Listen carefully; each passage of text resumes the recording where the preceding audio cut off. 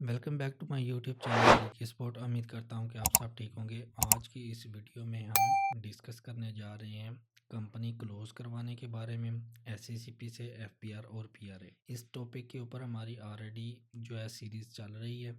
इसके ऊपर काफ़ी वीडियोस जो हैं वो अपलोड हो चुकी हैं यूट्यूब चैनल पे। सबसे पहले हमने एससीसीपी के पार्ट को डिस्कस किया था, उसके ऊपर जो भी वीडियोस थी, डिटेल वीडियोस थी, इसमें सारी इन्फॉर्मेशन है। एससीसीपी से आपने कंपनी को किस तरह क्लोज करवाना है, वो सारी की सारी चीज़ें उन वीडियोस में डिस्कस की गई हैं। सारी चीज़ें हमने डिटेल से डिस्कस की हैं। जो डॉक्यूमेंट्स और फॉर्म्स वगैरह फाइल करने थे, वो सारी की सारी चीज़ें हमने डिस्कस की हुई हैं उन वीडियोस में। उनके साथ क्या क्या चीज़ें अटैच करनी है, उन फॉर्म्स के अंदर क्या क्या चीज़ें लिखनी है, ये सारी चीज़ें हम ऑलरेडी डिस्कस कर चुके हैं। इनके ऊपर जो भी वीडियोस बनी है वो मैंने यूट्यूब चैनल के ऊपर अपलोड कर दी हैं, वो आप वहाँ से देख सकते हैं। तो अभी नेक्स्ट पार्ट जो था हमारा, वो मैंने आपको बताया था कि जब एससीसीपी का पार्ट सारा कंप्लीट हो जाएगा, उसके बाद हम इसको एससीसीपी की वेबसाइट पे भी जाके देखेंगे कि वहाँ पे आपने किस तरह फाइलिंग वगैरह करनी है। वो चीज़ें हम अभी थोड़ा सा उसको पेंडिंग में रखेंगे। उससे पहले ये जो टॉपिक है अभी फॉर्म्स रेडी करने का, एप्लीकेशन रेडी करने का, ये चल रहा है। तो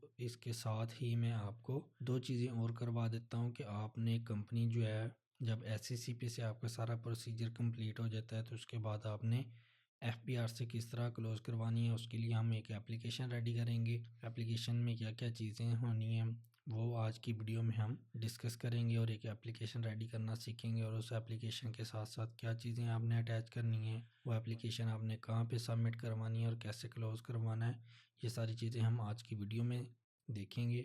तो स्टार्ट करते हैं आज की वीडियो में और एप्लीकेशन रेडी करना सीखते हैं। ये अभी मैंने एमएस वर्ड को ओपन कर लिया है। तो यहाँ पे हम आज अपनी एप्लीकेशन को रेडी करना सीखते हैं। तो जैसे हम पहले भी एप्लीकेशन रेडी करना सीख चुके हैं, जो मेरी प्रीवियस वीडियोस हैं वहाँ पे मैंने आपको डिफरेंट तरह की एप्लीकेशंस एफपीआरस की जो होती हैं वो मैंने तैयार करनी सिखाई हैं। तो स्टार्ट में फॉर्मेट सही सेम वही होता है। तो सबसे पहले हम अभी एप्लीकेशन जब अपना ये रेडी करेंगे कंपनी क्लोज करवाने के लिए एफपीआर से, तो हम ये कमिश्नर को लिखेंगे। तो उसके लिए हम सबसे पहले कमिश्नर के बारे में लिख लेंगे।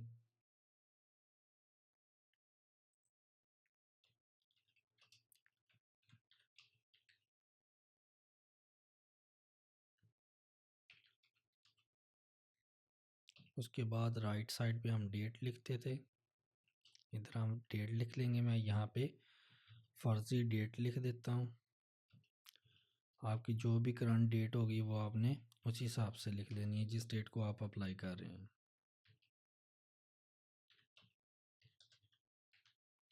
ये मैंने फ़र्ज़ी डेट लिख दी है। आप अपनी करंट डेट लिखेंगे, जिस डेट को आप ये एप्लीकेशन सबमिट करवाने जा रहे हैं आप वही डेट लिखेंगे।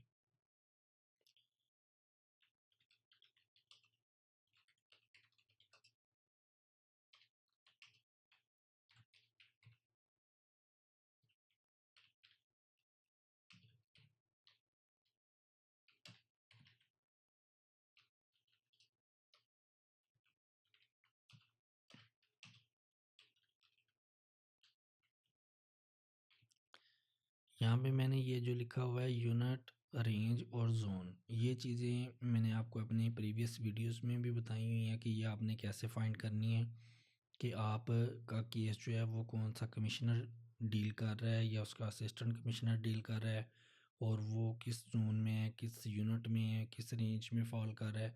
ये सारी चीज़ें जब आप एफपीआर में जाते हैं, वहाँ पे रिसेप्शन पे जाते हैं, तो वहाँ पे आप जाके अपना एनटीएन नंबर बताएंगे उनको, तो वो आपको बता देंगे कि आपका एनटीएन नंबर ये है। तो इस एनटीएन के जो भी लोग हैं उनको वो ये कमिश्नर डील कर रहा है या ये असिस्टेंट कमिश्नर डील कर रहा है, उनका ऑफिस ये है, ये उनका यूनिट है, ये उनकी रेंज है, ये जोन है, वो सारी चीज़ें आपको इन्फॉर्मेशन बता देंगे। तो आप ये सारी चीज़ें वहाँ से कंफर्म कर सकते हैं। तो इसका बेहतर तरीका जो होता है वो ये होता है कि आप इस तरह ये वाली चीज़ें लिख के ना लेके जाएं, इस तरह ये स्पेस छोड़ दें जैसे मैंने ये छोड़िए। पहले से अगर आपको पता है एग्जैक्ट तो फिर आप लिख के ले जाएं, अगर आपको पहले से नहीं पता तो फिर आप इस तरह लिख के ये स्पेस छोड़ दें। और वहाँ पे जाके जब आप ये सारी चीज़ें कंफर्म कर लें, आपका यूनिट कौन सा है, रेंज कौन सा है, जोन कौन सी है, तो वो आप वहाँ से पूछ के इसके आगे लिख सकते हैं ब्लैक पेंसिल से।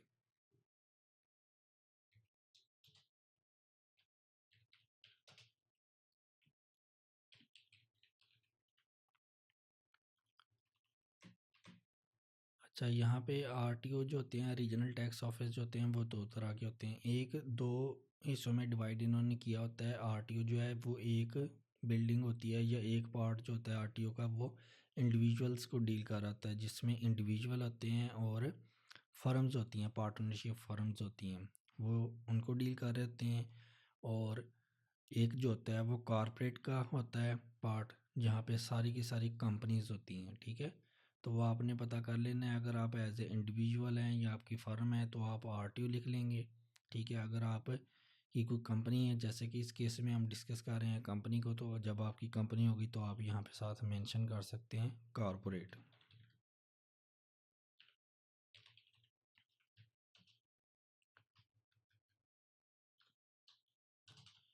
इसके बाद यहाँ पे हम सब्जेक्ट लिखेंगे।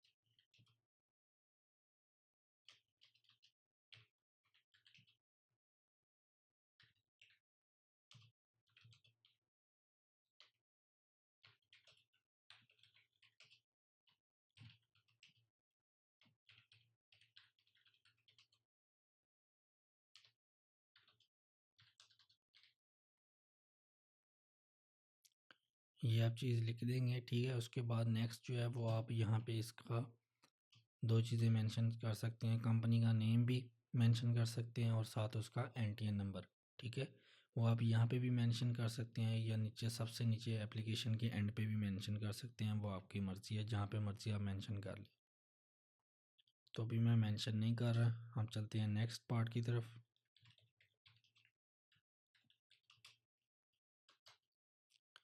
यहाँ पे आप डियर सर और साथ मैडम भी लिख दें, ताकि अगर कोई फ़ीमेल डील कर रही है तो ये उसको भी रिप्रेजेंट करे। अच्छा, यहाँ पे ये जो मैंने सेक्शन 117 लिखा हुआ है, ये सेक्शन जो है आपने कन्फर्म दोबारा कर लेनी है। मे बी फ्यूचर में जो चेंजेस वगैरह होती रहती हैं, अभी मैं ये कर लूँ, आप ये कुछ अरसे बाद देखें, 6 माह बाद, साल बाद, 2 साल बाद देखें, 5 साल बाद ये वीडियो देखें, तो इसकी जगह पे कोई सेक्शन नया ऐड हो जाए, या इस सेक्शन को रिप्लेस कर दिया जाए, या इसमें कुछ चेंजेस कर दी जाएँ, या इसको मेन सेक्शन की बजाय सब सेक्शन कोई बन जाए, तो ये चीज़ें आपने वक्त के साथ जो भी चेंजेस होंगी वो आपने देख लेनी है। सेक्शन कौन सा जो है वो आप यहाँ पे सेक्शन मेंशन करेंगे। बाकी मेन एप्लीकेशन जो है नीचे हम रेडी करेंगे वो तो सेम वही होगी, सिर्फ सेक्शन जो हैं वो थोड़े बहुत चेंजेस हो सकते हैं फ्यूचर में। तो जो भी रेलिवेंट सेक्शन होगा उस टाइम पे जब आप ये केस रेडी करेंगे तो वो आपने सेक्शन ध्यान से एक दफ़ा वेरीफाई कर लेना है और वही सेक्शन ये वहाँ पे मेंशन करना है।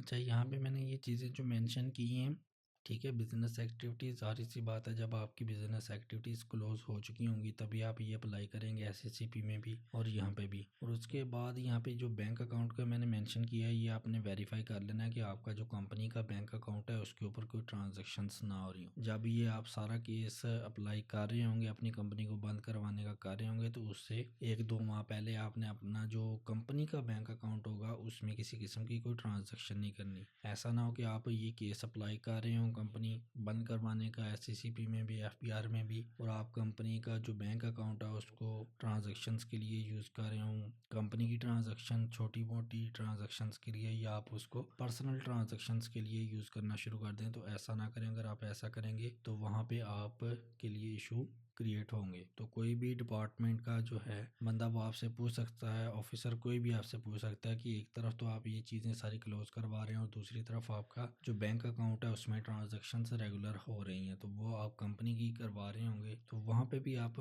के लिए मसला होगा। तो इसलिए बेहतर है कि आप कंपनी का जो बैंक अकाउंट होगा उसको क्लोज कर दें, या तो बैंक अकाउंट से जा बैंक से किसी जिस बैंक में आपका अकाउंट है वहाँ से जाके उसको क्लोज करवा दें, या फिर आप उसमें ट्रांजेक्शन्स करना बंद कर दें।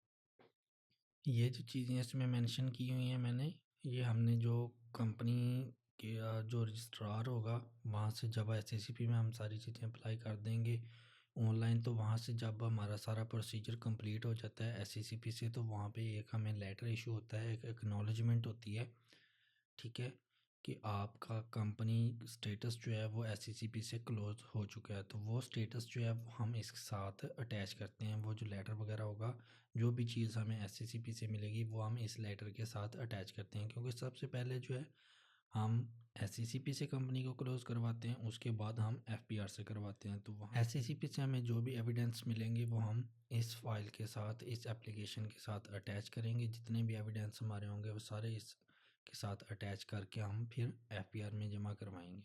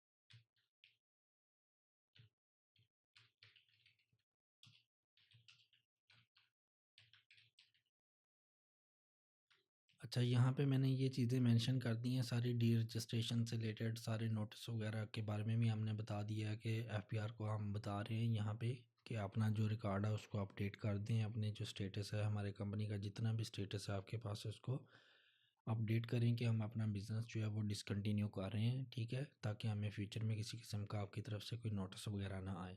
ये केस है, हम एक दफ़ा एफपीआर में अप्लाई कर देते हैं तो हमारा अगर अप्लाई करते वक्त या अप्लाई करने के बाद जो है हमारी चीज़ें सारी अपडेट हो जाती हैं, हमारा केस जो है वहाँ से क्लोज़ हो जाता है। फ्यूचर में बाय चांस जो है हमें अगर कोई नोटिस आ जाता है या फ्यूचर में कोई नया ऑफिसर अपॉइंट होता है, वो जो है इस केस को दोबारा रीओपन कर लेता है, वो दोबारा चीज़ें क्लोज़ नहीं करता, वो आपको दोबारा कोई नोटिस इशू कर देता है, ठीक है, और आपसे सारा रिकॉर्ड प्रीवियस जो है वो मांगता है।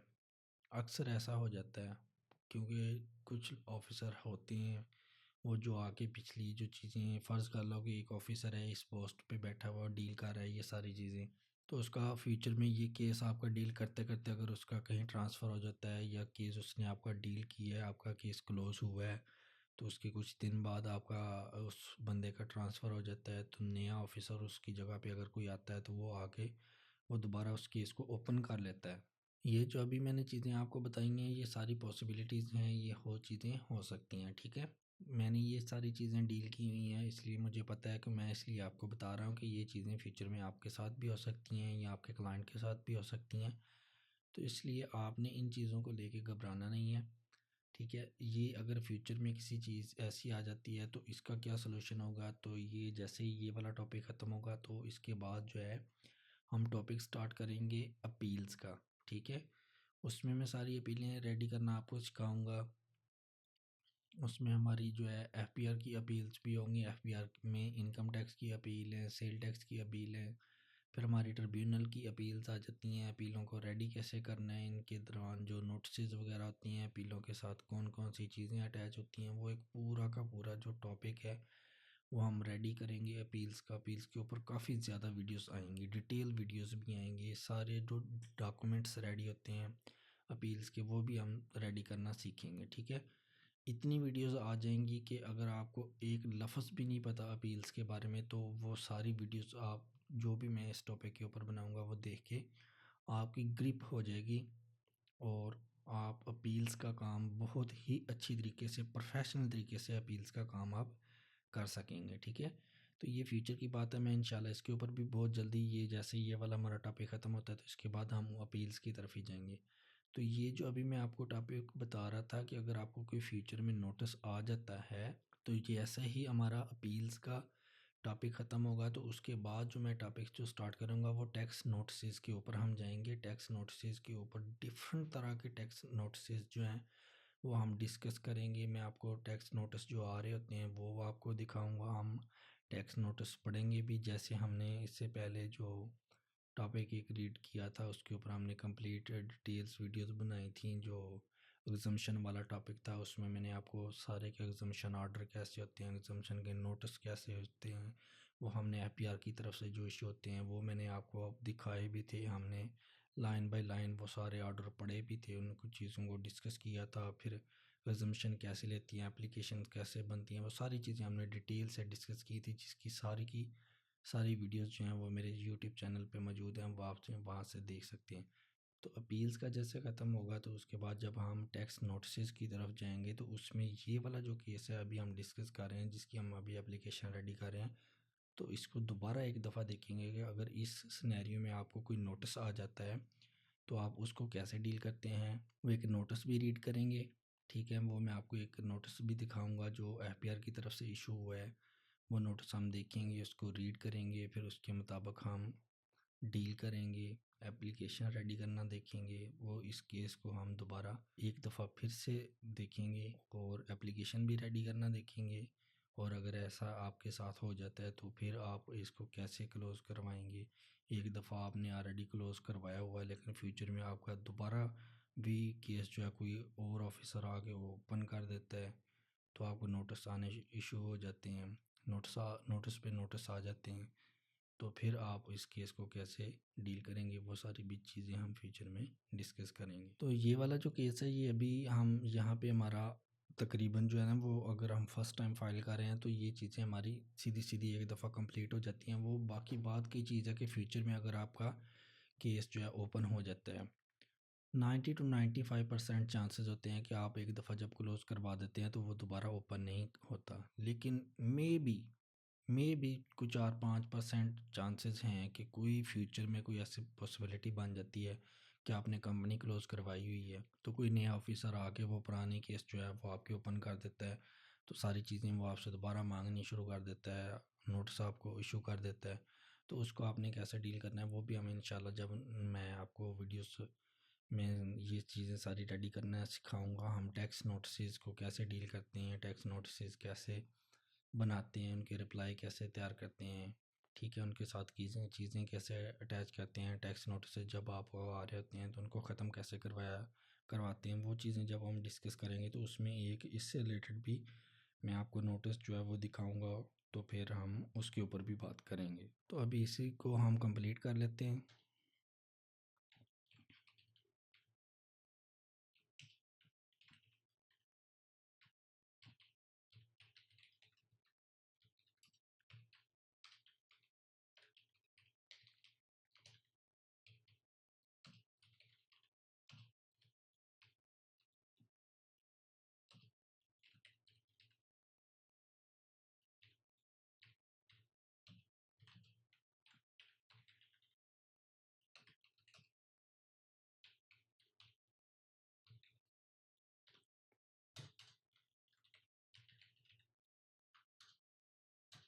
यहाँ पे आप कंपनी का नेम लिख लेंगे, जो भी आपका कंपनी का नेम होगा, ठीक है।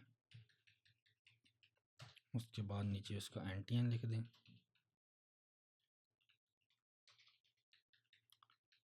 तो उसके साथ एप्लीकेशन ये जो हम रेडी कर रहे हैं इसकी आपने 2 प्रिंट ले लेने हैं। एक जो होगा उसके साथ आपने वो सारी चीज़ें अटैच करनी है जो आपको एफबीआर की तरफ से एविडेंस के तौर पे मिली होंगी कि आपकी कंपनी एससीसीपी से क्लोज़ हो चुकी है। वो सारी चीज़ें आप इस एप्लीकेशन के साथ एक के साथ अटैच करेंगे और वो जाके आप सबमिट करवाएंगे। और दूसरा जो इसका प्रिंट होगा जिसके साथ वो जिस सिर्फ इसी एप्लीकेशन का प्रिंट होगा, उसके साथ आपने कोई चीज़ अटैच नहीं करनी। तो उसके ऊपर जब आप रिकॉर्ड जमा करवाएंगे कि एप्लीकेशन और साथ जो चीज़ें अटैच की होंगी वो आप जब जमा करवाएंगे तो आप साथ में ये एप्लीकेशन का एक प्रिंट भी लेके जाएंगे, उसके ऊपर आप स्टैम्प वगैरह लगवा लें जब आप ये जमा करवाएंगे जिस ऑफिसर को भी जमा करवाते हैं, ताकि कुछ दिन के बाद जब आप वापस जाएं तो उनसे पता करें कि हमने ये एप्लीकेशन, आप आज जब दोबारा जब जाएंगे तो वो आप चेक करवाएं उनको। प्रिंट आपके पास एविडेंस के तौर पे होगा कि हम इस डेट को आए थे, हमने ये एप्लीकेशन सबमिट करवाई थी। तो इसका क्या स्टेटस है, अभी हमारे कंपनी जो है उसका क्या स्टेटस है, वो अभी ओपन ही है या उसका स्टेटस जो है वो क्लोज़ हो चुका है, एफपीआर से वो कंपनी आपने क्लोज़ की है या नहीं की। जब आप ये सारी चीज़ें लेके जाएंगे दोबारा तो फिर उनको पता चल जाएगा आपके केस के बारे में भी, तो तब आपको वो बता देंगे, ठीक है।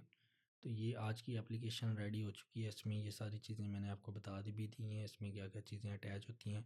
तो नेक्स्ट जो वीडियो होगी उसमें हम ये आज की एप्लीकेशन जो थी ये हमने एफबीआर से कंपनी को किस तरह क्लोज़ करवाते हैं वो देखा है। तो जो नेक्स्ट वीडियो होगी उसमें हम देखेंगे कि ऐसे उसमें पीआरए से, पंजाब रेवेन्यू अथॉरिटी से आप कंपनी को किस तरह क्लोज़ करवाते हैं। अगर आपकी सिंध में है रजिस्टर हुई है या बलूचिस्तान में हुई है या खैबर पख्तूनख्वा में हुई है, जहाँ पे भी हुई है प्रोविंशियल लेवल पे, तो उसको आप किस तरह क्लोज़ करवाएंगे, उसकी एप्लीकेशन रेडी करना सीखेंगे। आज की वीडियो में इतना ही था। आपने वीडियो को लाजमी लाइक करना है, शेयर और चैनल को सब्सक्राइब भी करना है, वीडियोस को शेयर भी करना है ताकि दूसरे लोगों तक भी ये इन्फॉर्मेशन पहुँचे और वो भी सीख सकें, ठीक है। तो मिलते हैं एक न्यू वीडियो में, तब तक के लिए अल्लाह हाफिज़।